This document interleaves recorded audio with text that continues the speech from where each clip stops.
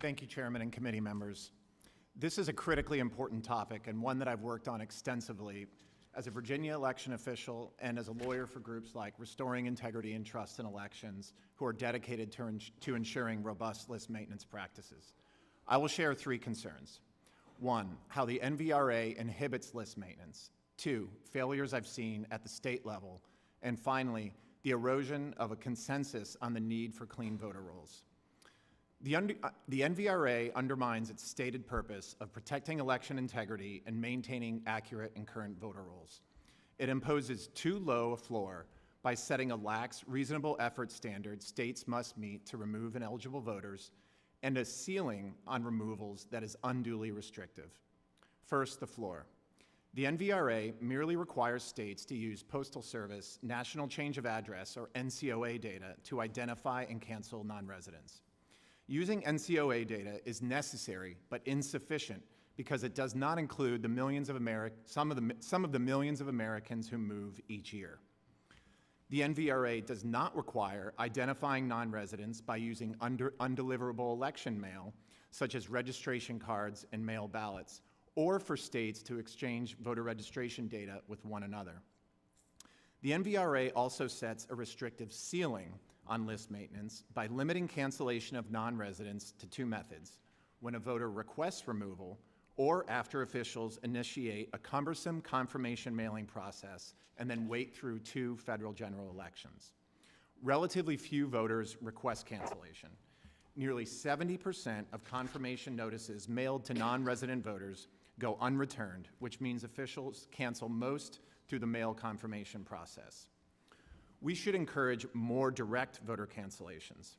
For example, courts have blocked states from treating a new registration as a request to cancel a previous out-of-state registration, but Congress could fix that. Congress could also require registration forms to require a voter to list their prior registration address and a clear acknowledgement that the form will serve as a request to cancel the previous registration. The MVRA could also require states to transmit this information to officials in the voter's previous jurisdiction. These reforms could significantly lower duplicate interstate voter registrations, the time it takes to cancel them, and save states money by decreasing the number of confirmation mailings. The MVRA's 90-day list maintenance blackout period before any federal election is also a problem. In presidential years, Virginia and other states hold 3 separate federal elections, so the blackout freezes list maintenance for up to 270 days, especially when it comes to removing non-residents. Courts have also said that states cannot cancel the registration of non-citizens during the blackout period. Elections have changed significantly since the passage of the NVRA, particularly with same-day voter registration and provisional balloting, questioning the need for the blackout period. Congress should consider shortening or removing it, limiting it to general elections only, and exempting non-citizen removals. I'll also share a few thoughts from my time at the Virginia State Board of Elections. First, processes on paper often don't match policy in practice.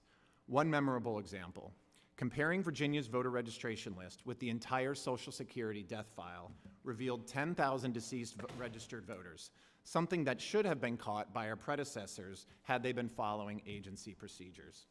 These types of problems are too common. A recent audit in Maryland revealed the state health department's refusal to provide complete death records to state election officials, citing an unexplained agency policy. Neither side accepted blame. This mirrors my experience with agencies like the DMV who are interested in doing little more than the minimum to assist state list maintenance efforts. Bureaucratic siloing and finger-pointing are all too common, and it's easy for officials with competing priorities to run list maintenance procedures on autopilot without realizing they're broken. These are just a few examples. Even though the NVRA requires it, states resist publicly disclosing list maintenance records, making it harder to uncover more problems. But we know they exist because counties across the country have implausibly high voter registration rates.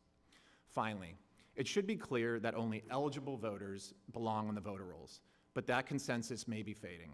Take a Montana law that Wright helped defend that prohibits registered voters from keeping an out-of-state registration. The law was imperfect, but its goal of preventing duplicate registrations was sound.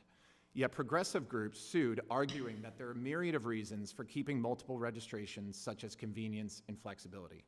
When we can't agree on who should be voting and that only residents should be voting, it really calls into question whether we can find bipartisan consensus on list maintenance.